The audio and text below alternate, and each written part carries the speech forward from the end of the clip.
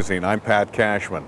Well, one of the surest ways to tell if somebody is from here is to ask them if they know who J.P. Patches is. And if they don't, then they better get with the program.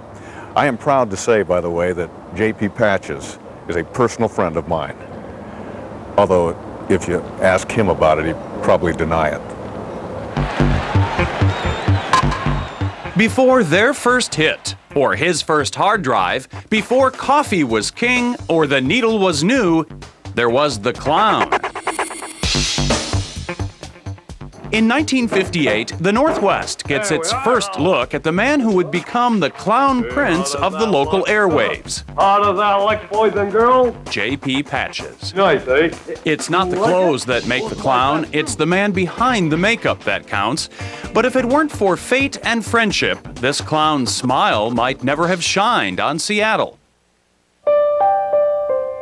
Even at a young age, Minnesota native Chris Wheatus has wit beyond his years. With an animated face and less than shy nature, Chris never squints in the spotlight. I like being on the stage. I did some Shakespeare. I did a lot of little theater work. I did some acting in college. It's also in college that Chris finds one of his first loves, radio. I really wanted to get into radio acting. That was kind of what I really wanted to do. But one thing led to another.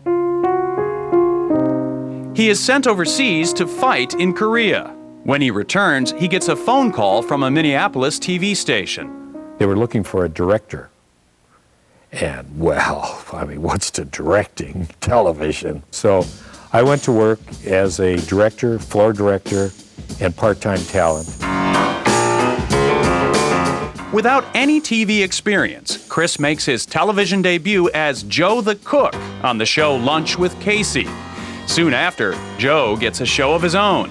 When the station asks Chris to tackle a role requiring a lot of makeup, he passes. I didn't want to put all that makeup on. The role he turned down? J.P. Patches. Thankfully for Patches' pals, Chris's boss is very persuasive. Patted me on the back and said, "If I didn't think you could do it, I wouldn't have asked you." With those encouraging words, Chris Wheatus becomes J.P. Patches. And soon after, Chris is faced with a much greater decision when he gets a call from Seattle. He said, "We'd like to have you come to Seattle and do J.P. Patches." Even though he knows nothing about Seattle, Chris takes the job. I actually took a pay cut to come here. I was making $800 a month. I came out here for $600. On February 10th, 1958, 3 weeks after Chris and his family arrive in Seattle, the J.P. Patches Show becomes the first show ever broadcast live on KIRO TV.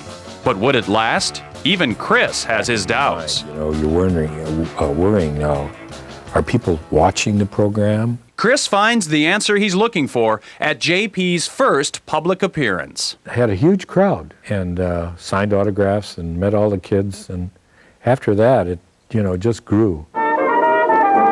J.P. Patches becomes Seattle's newest hero. But what's a hero without a sidekick? Enter Mr. Newman. Bob was a floor director, and I had a pretend telephone operator named Gertrude. Well, one day Bob was working the mic boom, and I said, "Gertrude," and Bob off camera said, "Yeah! That's pretty funny. How about you coming up with a character as Gertrude?" Bob Newman not only came up with Gertrude, but an army of other colorful characters. For 23 years, countless kids watched and laughed at the antics of J.P. Patches and crew. Chris hopes it's a time his fans will never forget.